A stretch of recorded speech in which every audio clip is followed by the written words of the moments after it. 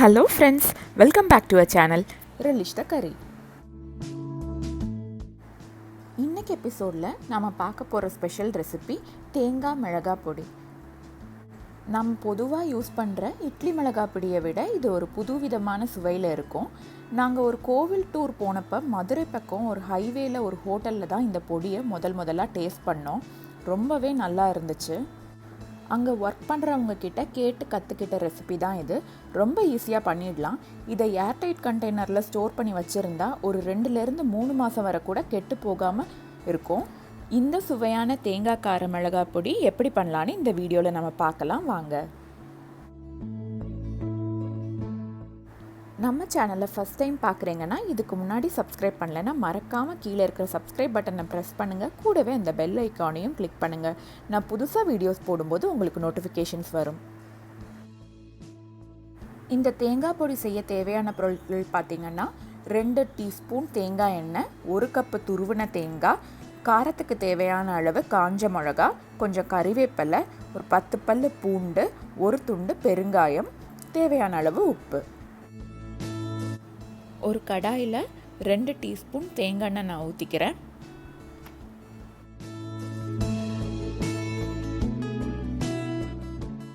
எண்ணெய் சூடானதும் 1 துண்டு பெருங்காயம் நான் அதில் சேர்த்துக்கிறேன். இதை ஒரு 2 நிமிஷம் நம்ம வறுத்து எடுத்துக்கலாம்.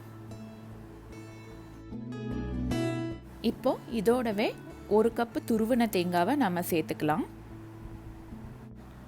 சேர்த்துட்டு இதையுமே நாம் நல்லா வறுத்துக்கலாம்.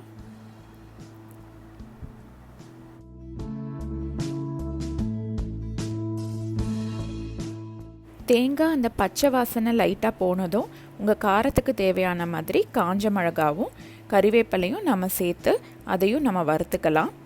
நான் ஒரு 15 காஞ்ச மிளகா சேர்த்துருப்பேன். உங்களுக்கு காரம் மைல்டாக போதும்னா ஒரு 8லேருந்து 10 மிளகா வரைக்கும் நீங்கள் யூஸ் பண்ணால் போதும். இந்த மாதிரி கோல்டன் ப்ரௌன் கலரில் வர அளவுக்கு நம்ம இதை வறுக்கணும்.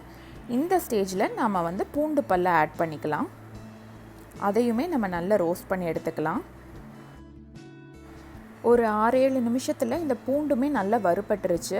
இப்போ நம்ம ஸ்டவ் ஆஃப் பண்ணிக்கலாம். சூடு ஆறுனதும் இதை நம்ம மிக்ஸி ஜாரில் ட்ரான்ஸ்ஃபர் பண்ணிவிட்டு தேவையான அளவு உப்பு சேர்த்து நாம் இதை அரைச்சி எடுத்துக்கலாம். இது நம்ம ஸ்டோர் பண்ணி வைக்க போகிற பொடிங்கிறதுனால மிக்ஸி தண்ணி எதுவும் இல்லாமல் ட்ரையாக இருக்கணும். அதனால் நீங்கள் அரைக்கும்போது அதை நல்லா கவனமாக பார்த்துக்கோங்க, தண்ணி இருக்கக்கூடாது.